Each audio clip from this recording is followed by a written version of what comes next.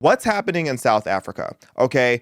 I have never been that familiar with what was going on in South Africa. I knew that there was apartheid. I knew that there was all these different rhetoric, but it's really it's not my business. Okay. I can only deal with so many foreign policies and so many nations. But I really started doing a deep dive into South Africa and realized it is really scary over there. Okay. So a lot of people think that there's still an apartheid there, but no, there was a 46-year apartheid that ended not that long ago over in South Africa. And it does have lingering disparities where there's certain privileges that go to certain white groups, such as the white, I don't know if I'm saying this correctly, Afrikaners. The white Afrikaners that are there, they were in a position of privilege for a long time, so they still do own a disproportionate amount of the land. Okay, that's kind of just what happens when you have an apartheid, when you have a country that was at a time racist and built on racism. And now it's flipping in a way that is way too aggressive. So the Black economic empowerment movement has done a lot to close the gap between white and Black people over in Africa, but it didn't stop there. It didn't stop with just giving Black people the tools to be successful. It has become this thing where now white South Africans are fighting for their lives, literally. They're getting attacked. They can't get jobs. The farmers are being unalived, and don't clock me for saying unalived. I can't say the real word on YouTube, but, due to racism or I can't say it too often on YouTube, but, due to racism and this, there's all this evidence of them trying to persecute these white South Africans. They're going and confiscating their land, and they're really just putting these white South Africans through hell for things that happened before majority of them were even born. Okay. And it doesn't just stop there. It's not just like people calling each other mean names. It's not like little childish racism like we more often than not see here in America. It is like actually frightening what is happening over there. So there's this economic freedom fighter named Julius that is calling for violence very openly against the farmers, the white farmers over in South Africa. Here's a clip. Konto Alliance, shoot to kill, Hamaza, kill the poor, the farmer, kill the poor, the farmer. This is crazy.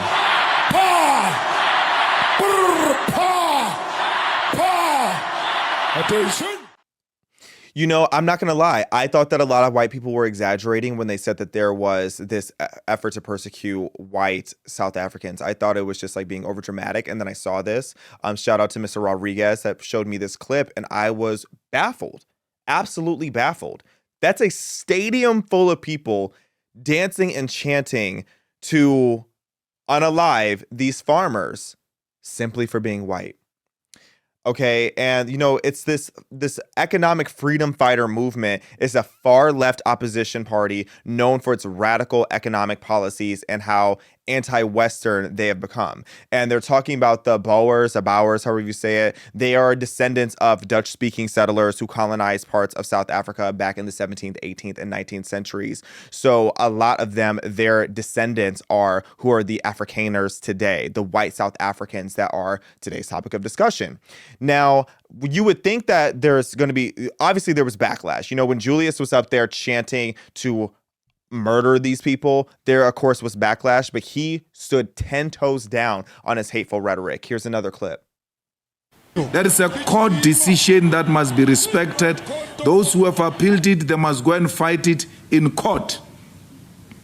We won, and we shall sing this song in line with the court decision. The Court of South Africa, an independent court, has made a declaration on this matter and is closed. This is sponsored outrage by Helen Zille. Black people, there are some clever blacks who are told by Helen Zille to get angry. Helen is angry, now we must be angry also. I don't even want to talk about that illiterate John Steenhuisen. If Helen was opposed to this for real, why didn't Helen join the case? Why didn't the DA join the case when I was taken to Equality Court? Why didn't the Freedom Front join the case if they are genuine? So I'm not going to over-explain myself. She said boom, boom, boom, boom, boom, boom. And let me not talk about these sign language people like that, child. But, this is what I'm talking about. This is the type of hateful rhetoric that they're spreading. He has no shame, no apology for the fact that he is a major influential activist and political figure and still calling for the death of so many of these white farmers, these white people living in South Africa. And you would think that the left, who's always wanted to rescue people that are, a victim class and a minority group, as these white people are in South Africa, they are the minority. The left is more mad that the refugees are right.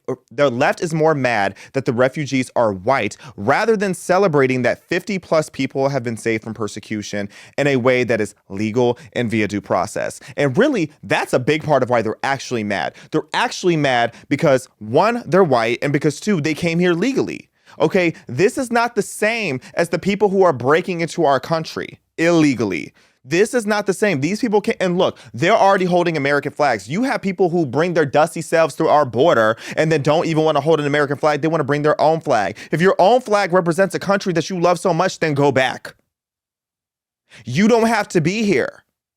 But here you have these white South Africans who are grateful to be here, came here legally, and have been saved from murder and from persecution. This is not the same.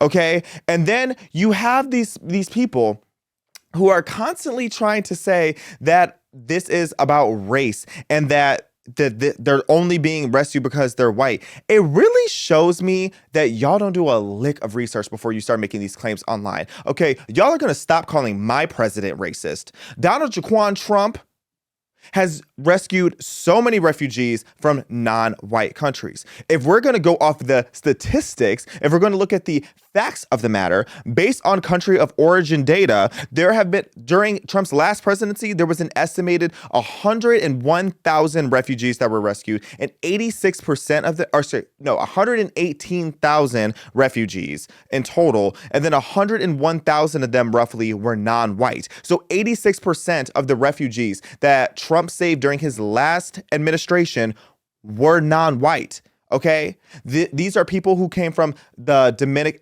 Democratic Republic of Congo, about 15,000 of them, from Myanmar, about 12,000 of them, from Iraq, that's about 10,000.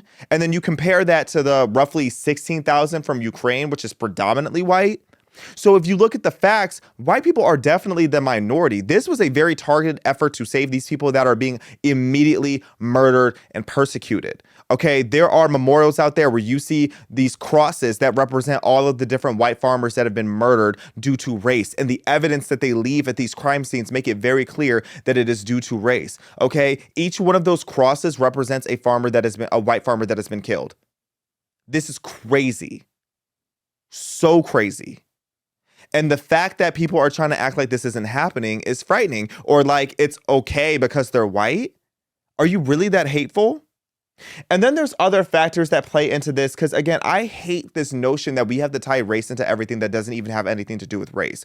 Okay, because another reason why we were able to bring these South Africans over here so quickly, according to White House Deputy Chief of Staff Stephen Miller, the South African applicants were much easier to vet and to bring over here quickly because South Africa has stable documentation systems, unlike these war-torn countries and regions like Sudan. Okay, do you know how long it takes to vet somebody from Sudan compared to South Africa?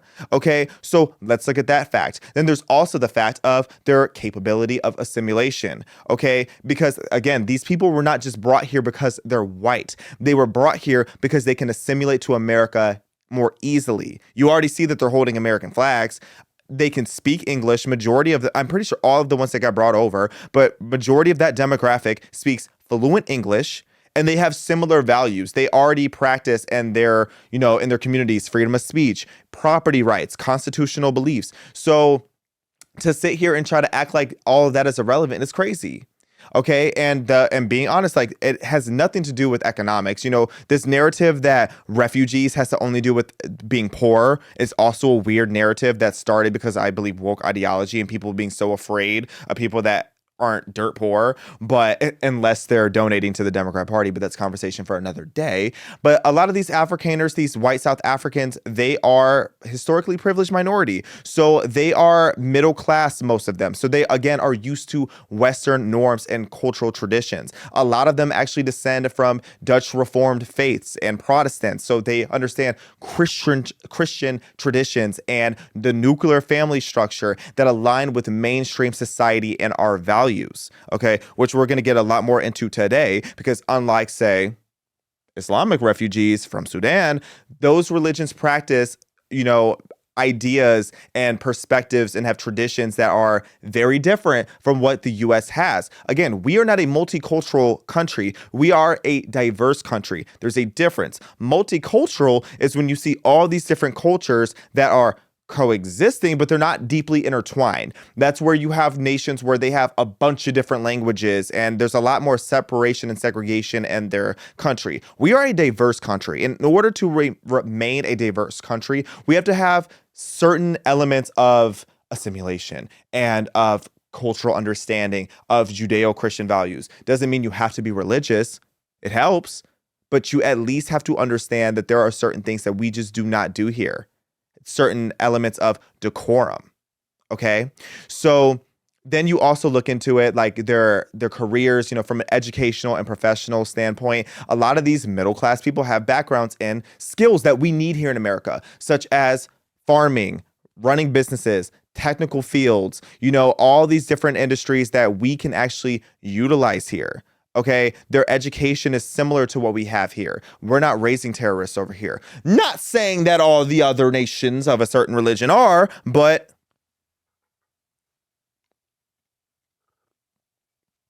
y'all know what I mean. But all that to say, as we're talking about the importance of Judeo-Christian values and just what that looks like, you have to keep all these factors in mind.